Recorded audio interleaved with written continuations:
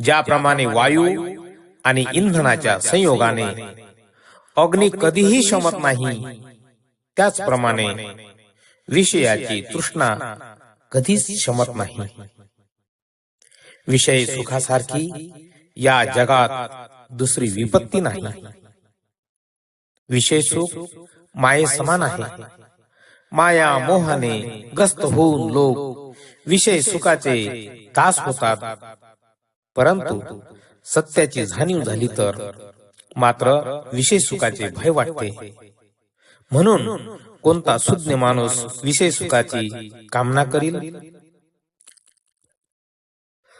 सागरा वगुंठित पृथ्वी पदाक्रांत केल्यावरही राजे सागरा पलीकडे विजयाची कामना करतात.